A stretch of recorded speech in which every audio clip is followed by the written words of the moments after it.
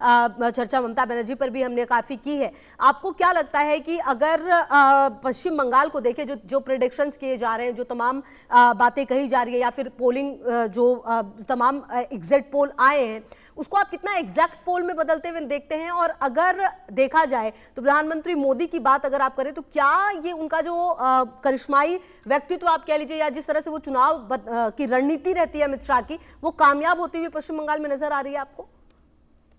खुशबू जी, आप अगर देखेंगे कि पश्चिम बंगाल जो क्षेत्र है भारत के पूर्वी प्रांत में आता है, सूर्य का मेष राशि में प्रवेश हो चुका है, और ये चुनाव अगर 11 मई के उपरांत कंडक्ट हो रहा होता जी, जब मंगल भी मेष राशि में होते हैं, तो बातें कुछ और होती। लेकिन यहाँ पर ये देखना है कि मेष राशि में सूर्य और साथ में बुधादित्य योग का तुरंत हुआ निर्माण, और शनि का जो प्रवेश है वो बृहस्पति के घर में बैठा हुआ शनि है, द्वादश भाव में बैठा हुआ है अगर ममता जी की कुंडली के हिसाब से देखा जाए तो, और राहु जो है वो एकादश भाव में बैठा हुआ है।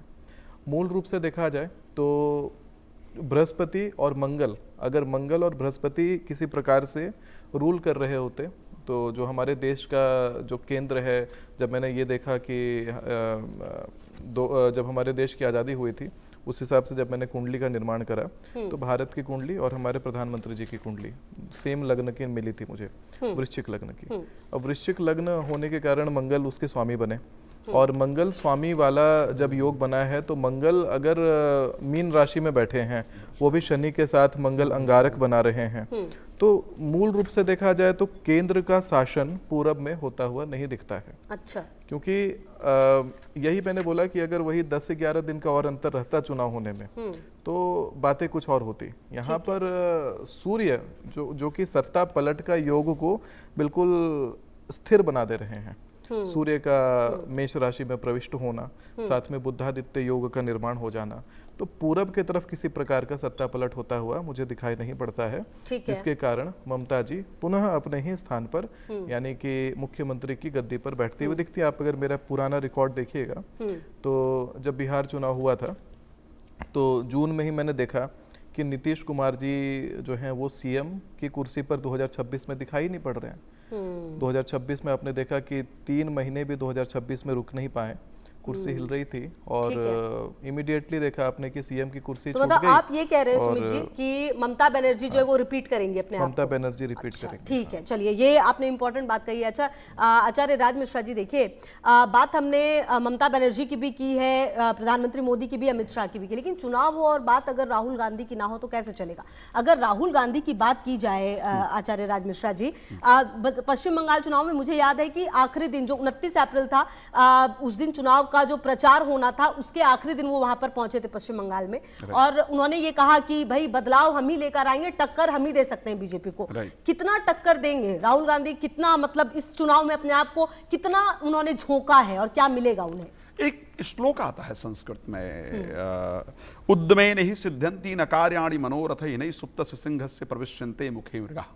ठीक है, सोते हुए सिंह के मुख में आकर के मृग प्रवेश नहीं करता है, ये ध्यान रखना होगा राहुल गांधी को। आप चुनाव के अंतिम दिन जाकर के या बाहर, मतलब मैं बहुत स्पष्ट कहता हूं कि आप ये अगर सोच लें कि इतनी आसानी से रिजल्ट मिलेगा, उसकी पॉसिबिलिटी नहीं है। मुझे लगता है पार्टी अब उस सिचुएशन में है भी नहीं, मतलब अगर ऐसे देखा जाए करना होगा, आपको विचार करना होगा, आपको प्रयास करना होगा। आप अगर ये सोचें कि आप अपनी पुरानी सोच के साथ आप भारत में आगे बढ़ सकते हैं, वो पॉसिबिलिटी नहीं है। अब भारत का युवा जागृत है, भारत के लोग जागृत हैं भाई। आप ये सोचिए कि आप अगर कांग्रेस को ये विचार करना होगा कि आप अगर भारत में रह करके और राम काल्पनिक है पर बात करेंगे तो भारत की जनता अब इतनी मूर्खता के विषय में नहीं रह गई है। जहां आज ये परिस्थिति उत्पन्न हो रही है कि जहां पर एक व्यक्ति को ये पूछ लिया जाए कि कलमा आता है, आपको नहीं आता, और उसके बस पर उसका मर्डर कर दिया जाए उसके बिहाफ पर, तो फिर आप ये सोचिए कि आप सनातन को गाली दे करके मैं शक्ति से लड़ रहा हूं, मैं एक्सीडेंटल, मैं हिंदू हूं, इन सब चीजों पर उनको विचार करना होगा। राहुल गांधी पर मैं खैर यहां एस्ट्रोलॉजिकल चर्चा कर रहे रहे हैं, मुझे लगता है यहाँ राजनीतिक चर्चा का कोई स्पेस है नहीं, और ना मैं उस पर जाऊंगा, है नहीं। लेकिन खैर हमें मतलब कोई स्कोप नजर नहीं आ रहा आपको उनका, मैं बड़ा कांग्रेस क्लियर का? कह रहा हूं, क्योंकि राहुल गांधी का जो जन्म हुआ है वो वृष लग्न के अंतर्गत हुआ है। राहुल गांधी की जो जन्म राशि है वो वृश्चिक है। अच्छा, बड़ा जबरदस्त एक चेंज है। राहुल गांधी की एक बड़ा मतलब एक ऐसा समय है, संयोग कहा जा सकता है। राहुल गांधी की जन्म राशि, नरेंद्र मोदी की जन्म राशि और डोनाल्ड ट्रंप की, तीनों की जन्म राशि एक। राहुल गांधी की वृश्चिक राशि है, नरेंद्र मोदी की वृश्चिक राशि है और डोनाल्ड ट्रंप की वृश्चिक राशि है। यहीं पर कई लोग ऐसा कहते हैं, बहुत सारे लोग एस्ट्रोलॉजर्स पर प्रश्न उठाते हैं कि भाई आप लोग राशिफल बताते हो, आप ऐसा बताते हो, राम की भी की राशि थी रावण। खैर वो एक डिफरेंट विषय है। एक राशि के अंदर 9 चरण होते हैं और 9 लोग अलग डिफरेंट होते हैं। लेकिन राहुल गांधी की जो दशा चल रही है वो प्रेजेंट टाइम में राहु की चल रही है। अच्छा। और अंतरदशा भी प्रेजेंट टाइम के अंतर्गत राहु की ही चल रही है। और राहु इस टाइम राहुल गांधी के 10th हाउस में गोचर भी कर रहे हैं। राहुल गांधी के जो 10th लॉर्ड सैटर्न है वो 12th हाउस में जाकर के बैठे हैं और नीचे स्लो करके बैठे हैं। राहु एक भ्रम का प्लैनेट है, राहु एक फरेब का प्लैनेट है। ये सच्चाई है कि उनके खुद के लोग ही उनको भ्रमित कर रहे हैं। राहुल गांधी के जन्म लग्न के अंतर्गत वृष राशि में बुध बैठे हैं, बुध पंचमेश है। ये नहीं कहा जा सकता, जो उनके लोगों ने उनको भ्रमित करके जो उनका एक स्वरूप समाज में बना दिया है, जो शायद जो उनके ऊपर इतने सारे जोक तैयार हुए हैं, इतने सारे कार्टून तैयार होते हैं, वो उनके लोगों की गलती है कि शायद सही मार्गदर्शन उनको नहीं दे रहे हैं। अन्यथा लग्न में बुध होना व्यक्ति बुद्धिमान है, लेकिन क्योंकि लग्न में राहु है और क्षमा चाहूंगा दसम भाव में राहु है, दशमेश 12th हाउस के अंतर्गत जाकर के बैठे हैं। दशमेश का 12th हाउस में वहां कंटिन्यूटी नहीं दर्शाता है।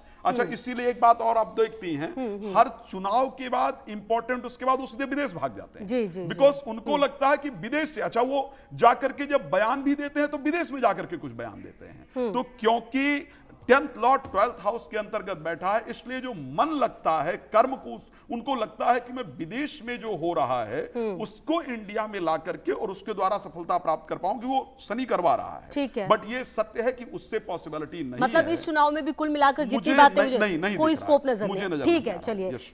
ठीक है आगे बढ़ते हैं। अच्छा आचार्य जी, अब अगला सवाल मेरा आपसे है कि अगर हम ममता बनर्जी की स्पेसिफिकली बात करें तो ममता बनर्जी के लिए क्या आपको लग रहा है, क्योंकि उन्होंने पूरी मेहनत की है, मतलब उनका वो जो अब बताने वाला अंदाज है ना कि भाई हम पश्चिम बंगाल में सब करते हैं और पश्चिम बंगाल के लोग ही मेरे अपने हैं, क्या वो एक बार फिर से जनता का भरोसा जीत पाने में कामयाब रही है?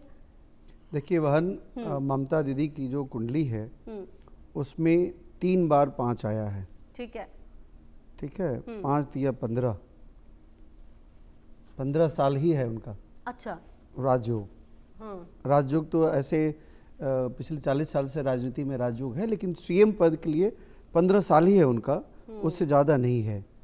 उनका जो जन्म है 5 जनवरी 1955, टोटल नंबर आप देखोगी तो उसमें 3 बार 5 आया है। अच्छा, है ना? तो इसके आधार पर ममता दीदी का 3 बार ही जो है सीएम बनने का है, चौथे बार हमें नहीं दिखता। ठीक है, तो कुल मिलाकर विपक्ष में रहेंगी ममता बनर्जी? ममता दीदी विपक्ष में रहेंगी। अच्छा, ठीक है। अच्छा सुमित जी, मेरा एक सवाल आपसे ये भी है कि अगर गृह मंत्री अमित शाह की बात की जाए, हर चुनाव में वो अपने आप को झोंक देते हैं, यूं ही उनको चाणक्य कहा नहीं जाता, माइक्रो मैनेजमेंट से लेकर और चुनाव कैसे जीतना है, मतलब ये अगर किसी को सीखना है तो ये बीजेपी और अमित शाह से सीखना चाहिए, ये कहा जाता है। कुल मिलाकर अगर इन चुनावों की बात करें, अगर देखिए पश्चिम बंगाल में सरकार बनाने में कामयाब हो जाती है बीजेपी, तो ये ऐतिहासिक होने वाला है उनके नजरिए से, क्योंकि कहा जा रहा है कि पहली बार ऐसा होगा कि पश्चिम बंगाल में सरकार बनाने में कामयाब रहेगी। क्या आपको ऐसा होता हुआ, जैसा कि आप कह रहे हैं कि होता हुआ नजर नहीं आ रहा, लेकिन कुल मिलाकर क्या वो जो 0 से लेकर 70 से ज्यादा का सफर तय किया है बीजेपी ने पश्चिम बंगाल में, अगर आप देखिए अपने आप को स्थापित करने की जो पूरी कोशिश रही है, उसको वो और बढ़ा पाएंगे, वो होता हुआ नजर आ रहा है? ये बढ़ता हुआ निश्चित मुझे दिखता है, क्योंकि अपितु अमित शाह जी का नाम के अनुसार अगर आप देखते हैं तो राशि बनकर के आती है मेष, और इसके अनुसार अगर आप देखेंगे तो मेष राशि में ही सूर्य बुध दोनों विद्यमान हैं, और दोनों बड़े अच्छे वक्ता, बड़े अच्छे नेतृत्वकर्ता, बड़े अच्छे, जैसे चाणक्य के हिसाब से आपने बताया, चाणक्य के हिसाब से अपने आप को स्थापित करते हुए मुझे दिखाई पड़ते हैं। ये निश्चित है कि सीटों में बढ़ोतरी होती हुई मुझे दिखाई पड़ती है, लेकिन वहां पर सरकार पलटती हुई दिखाई नहीं पड़ती है। अच्छा। जो एक भविष्यवाणी है कि यहाँ पर मुझे किसी प्रकार का बदलाव नहीं दिखता, चूंकि अपितु आप ये भी देखेंगे कि मघा नक्षत्र में केतु का प्रवेश और केतु को अगर आप देखेंगे तो बृहस्पति सम्मत जैसे धनु आदि में केतु जो है वो बड़ा बढ़िया परिणाम देते हैं। और जब आप भारत के पूरब दिशा की तरफ देख रहे हैं तो वहां पर कहीं ना कहीं उस भाव को केतु रिप्रेजेंट कर रहे हैं। तो केतु वहां पर स्टेबल होते दिखाई पड़ रहे हैं। केतु का सर नहीं है, केतु का बस पैर है। और कहते हैं ना केतु भागता हुआ दिखता है, केतु बहुत तेजी से भागता है। मतलब अगर आप देखेंगे कि चुनाव के हिसाब से देखा जाए तो केतु स्टेबल हो जा रहे हैं। जो भागने की प्रवृत्ति है वहां पर केतु दौड़ते हुए दिखाई नहीं पड़ते हैं। और वो भी एक बड़ा कारण है कि वहां पर स्टेबल गवर्नमेंट बनता हुआ मुझे दिखाई पड़ता है। वहीं जब आप जाइएगा यहाँ पर भी असम में चुनाव हो रहा है, वो भी उसी क्षेत्र में है, जिसके कारण वहां भी स्टेबिलिटी है। वहां भी हेमंत बिस्वा शर्मा जी दोबारा सीएम बन जाएंगे, वहां भी भाजपा की सरकार आ जाएगी। शर्मा आपको रिपीट होते हुए नजर हाँ, वहां भाजपा की सरकार मुझे बनती हुई दिखाई पड़ती है। आगामी समय में उत्तर प्रदेश में भी भाजपा बनेगी, लेकिन पश्चिम बंगाल में इस समय वही 10 दिन का केवल अंतर होता ना, तो यहाँ पर निश्चित है कि भाजपा की सरकार बन जाती। लेकिन वो 10 दिन का जो समय है थोड़ा सा पीछे जो रह गया, उसके कारण वहां पर पुनः ममता बनर्जी ही बैठते हुए मुझे दिखती है। ठीक है। अच्छा आचार्य राज मिश्रा जी, अगर मैं प्रधानमंत्री मोदी की बात करूं, जैसा कि अच्छा आचार्य जी बता रहे थे कि ममता बनर्जी का जो योग है, राजयोग, वो 3 ही मतलब टाइम, मतलब 5 ऐसा था कुछ।